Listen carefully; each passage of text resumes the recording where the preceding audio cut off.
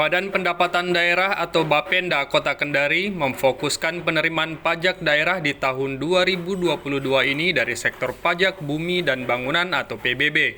Hal ini disampaikan oleh Kepala Badan Pendapatan Daerah Kota Kendari, Satria Damayanti. Satria Damayanti mengungkapkan, berdasarkan dari data penerimaan pajak yang bersumber dari PBB berada di urutan ketiga dari penerimaan pajak terbesar di Kota Kendari. Kami akan intens dalam rangka pencapaian daripada pajak PBB. Nah, karena PBB ini merupakan tiga besar dari pajak yang mempunyai target yang tinggi dalam APBD.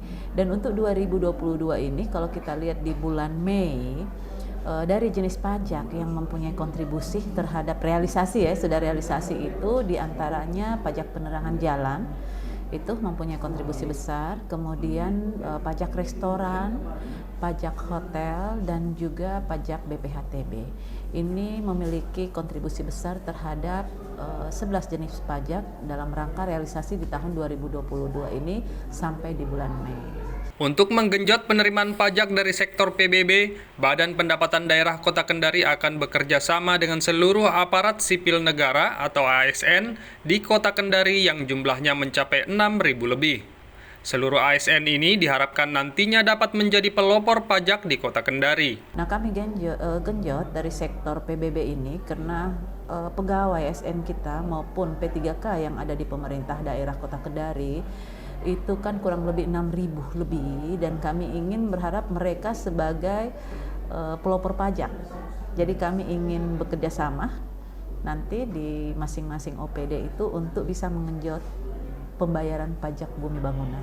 Selain itu juga, Badan Pendapatan Daerah Kota Kendari telah bekerja sama dengan perbankan untuk mempercepat proses pembayaran PBB.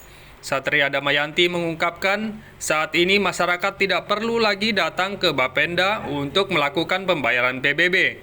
Sebab proses pembayaran kini sudah bisa langsung ditangani oleh Bank Sultra. Selain itu juga, masyarakat bisa menggunakan fasilitas KRIS atau Link Aja. Sejak 2021 kemarin ini ada kerjasama dengan Bank Sultra, KRIS BI maupun Link Aja, bahwa khusus PBB itu sudah bisa dibayar kita melalui Link Aja. Jadi dari rumah sudah bisa melakukan pembayaran apabila kita men-top up. Dan ATM Bank Sultra juga itu sudah bisa dilakukan pembayaran melalui media ATM untuk PBB. Nah, sehingga wajib pajak khususnya masyarakat yang memiliki PBB itu tidak perlu datang ke teller bank kalau tidak punya waktu. Jadi dia bisa mengakses melalui Link Aja ataupun KRIS ataupun KRIS. QR code KIS yang dibangun oleh BI itu sudah bisa dilakukan.